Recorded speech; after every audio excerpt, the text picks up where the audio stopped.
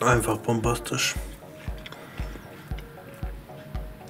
Mit einem Haps sind sie im Mund.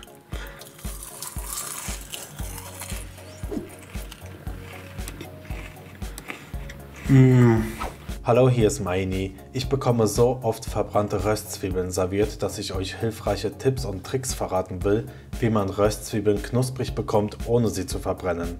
Diese kann man dann zum Beispiel für Zwiebelrostbraten als Snack, zum Grillfleisch oder einfach nur aufs Butterbrot legen.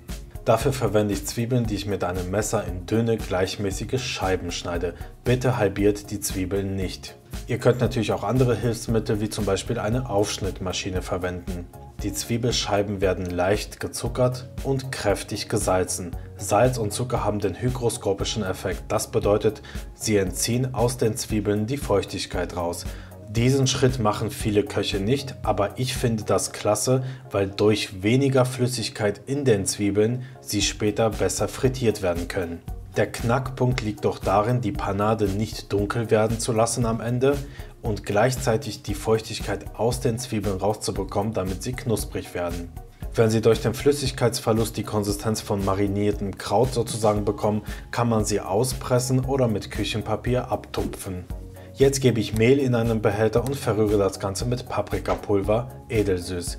Ihr könnt die Zwiebeln natürlich auch ohne Mehl, also ohne Panade rösten, aber so finde ich sie schöner. In Österreich wird gerne griffiges Mehl verwendet. Ihr wisst sicherlich, dass es einmal das feine gemahlene Mehl gibt, was wir hier in Deutschland verwenden. Dann gibt es noch das griffige, das ist etwas gröber gemahlen als das feine Mehl. Und dann gibt es noch das doppelgriffige, das ist noch gröber. Das kann man zum Beispiel auch für die Schnitzelpanade verwenden. Das griffige bzw. doppelgriffige Mehl verklebt und verkleistert nicht so schnell wie das normale Mehl. Aber hier in diesem Video verwende ich das ganz normale Mehl. Wenn du die Zwiebeln vorher nicht stark genug gesalzen hast, dann kannst du natürlich etwas Salz in die Mehlmischung mit reingeben. Das Frittieröl erhitzen wir auf 160 Grad. Den Link zu meinem Thermometer findet ihr unten in der Videobeschreibung. 160 Grad sind deswegen ideal, weil das nicht zu heiß genug ist, um die Röstzwiebeln von außen sofort dunkel werden zu lassen und sie innen roh bleiben zu lassen sozusagen, aber auch nicht zu niedrig ist, dass die Zwiebeln gar nicht geröstet werden und sich somit mit Fett vollsaugen. Wälzt die Zwiebeln bitte gründlich im Mehl und bitte kurz vorher, bevor sie in das heiße Fett kommen, weil wenn sie zu lange paniert rumstehen, kann das Mehl verkleben bzw. verkleistern, weil das ganze Wasser zieht. Verwendet bitte einen tiefen Topf zum Frittieren, damit der aufsteigende Dampf, der durch den Kampf zwischen Öl und Wasser sozusagen stattfindet, euch nicht verletzt. Bitte nicht zu viele Zwiebeln auf einmal reingeben, wir wollen nicht die Öltemperatur drastisch sinken lassen sozusagen und wir wollen auch nicht, dass die Zwiebeln im Fett aufeinander liegen.